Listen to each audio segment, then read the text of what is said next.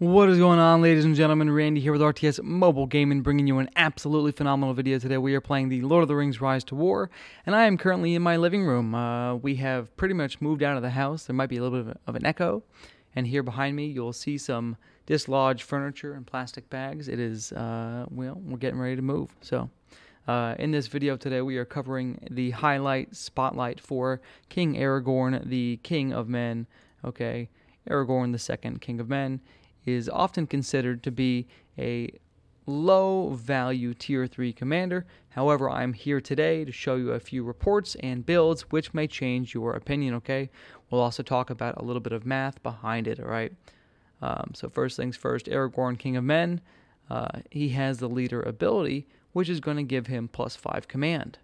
However, he does not give extremely valuable troop bonuses at this time, so his leader buff is slightly wasted. Okay, his weapon is very strong. Is going to increase the damage that his men deal. I would say once you do have the sword, this will complement his leader ability, and this Kingly Inspiration bonus is one of the most valuable commander weapon bonuses in the game for sure, especially because it can stack 20 times. It can stack from things like Retaliate, okay?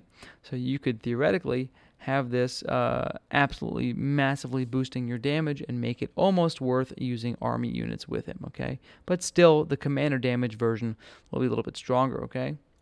Build-wise, let me go ahead and pop up my good buddy here. His loadout, which I have borrowed. I have borrowed this loadout. Let me just pull up the... Borrowed this loadout from somebody. Here it is. We borrowed this loadout from Tans. Shout out to Tans here in the official Discord. So here we go. Let me go ahead and pop that open. Boop, there it is. So Tans has a really nicely set up Aragorn, King of Men. He has an anti-burn damage chest, and his helmet actually has anti-burn damage on it for knights. And you can see he is using the tier 2 knights, okay? You're also going to notice that he is using primarily his Respect 5 tree, which we'll get into in just a second here. But let me just close this down. He is using his Respect 5 tree here, which at first glance looks like it could be a waste of stats. However, when you're facing evil commanders that really spam stun and madness, this damage reduction is very valuable. Okay, combine that with the Return of the King ability, which he is using in that particular loadout. Aragorn will gain 70% damage for round 5 and onwards, okay? So very, very strong ability to give you 70% bonus damage dealt by Aragorn, okay? So that will come into play later in some of the calculations we're going to talk about. Now, his Respect 0 tree and Ural is actually phenomenal damage. It's one of the highest damage Respect 0 trees in the game because it's two different damage dealing abilities and one phenomenal buff, okay? This will give you an average of 25% bonus damage over the fight, plus 2 sizable nukes. And Ural at max damage will deal 300% DPS to 2 different targets, basically in round 3 on a 2-round cooldown, okay? So that's 600% damage nuke on a 2-round cooldown. Very strong. There's only a few other commanders that can compare to that, okay? To put that in perspective, Lurtz's Overpower is only 500% damage bonus, and it's over 2 rounds starting in round 3, okay? His Strider tree is misleading, okay? This is interesting, but the Strider ability itself is not super strong, except for the fact that you can use any equipment that you like. Okay, but Precise Blow is a relatively strong skill. And of course, we know that Raid, very, very strong, one of Lurtz's signature moves. So if you have the skill points to grab Aragorn 2, the King of Men's Raid ability, this is going to be very valuable for you later, okay? And his LSR tree, this is interesting, guys. This pairs nicely with his R5 tree. If you are going to try some sort of Retaliate build, great. However, personally, I am not a huge fan. It's just a big heal from LSR, big heals from Elven Blessing, and then some Exorbitance giving your units plus 14% damage, okay? It's not bad, it's just, it's not exceptional. It's not exceptional for a tier 3 commander, so personally, I would say that my 2 favorite builds are going to steer away from true bonuses and LSR, okay? Some people may disagree.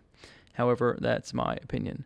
I'd rather one run like Arwen or somebody with a little bit stronger healing output than Aragorn 2, the King of Men, okay? As far as how this particular build actually played out in battle, here are a few reports to show you what is cooking in that kitchen. All right, here we go. Aragorn 2, the King of Men. Again, this is Tans. This is the same build that you just saw. 249,000 commander damage output. And as we know, he is primarily running purple gear, so it's not full golds. So this is actually fairly impressive damage output considering that, okay? In addition, he is fighting a whaled out Witch King, and you'll notice that the Witch King is Variogs, so Aragorn 2, the King of Men with the Knights build is going to help counter the Alchemists with all of that anti-burn damage that he deals, okay? Very, very strong. Without the helmet and the Knights, perhaps this would have been a different ending to the story, but those combined will help balance it out, okay? Now, as far as the two different popular builds, okay, there's two popular builds. The first most popular build, or the most highly debated build, is going to be the Aragorn, King of Men, Anduril, and Return of the King build, okay? That is going to focus on his R0 tree for Anduril, and it's going to focus on his R5 tree, which is going to give you 7 points into Return of the King, which is that 70% damage bonus, round 5 and onwards, okay? So, with this particular build, Aragorn, the King of Men's entire potential maximum physical damage output at Respect level 5, level 50 is going to be 15,056. This is fairly low. Okay, this is a little bit below Agzok. This is definitely a little bit below Lurtz. So for being a tier 3 commander, I know I've seen a lot of arguments for this particular build. I am not a fan of it for a couple of reasons, okay? The first reason is it just does less damage than the Strider build mathematically. Check this out. Here is the same Respect 5 Aragorn 2 King of Men with the Strider build instead. Okay. So you can see the Strider build has a nice damage bonus, about 20-25% higher damage output than the Return of the King build. Okay. And the main driver for that is going to be the Precise Blow and Raid. They are very, very strong. Okay.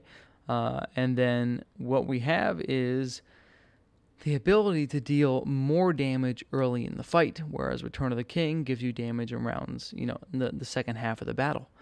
While that's very fine and dandy, as we know from seeing Dane in use with his Vengeance ability, sometimes it can really hinder the performance of the commander, because by the time you get to the middle of the fight, if you haven't been putting out enormous damage as a commander damage build without a lot of survivability, right? His units do not have a lot of survivability.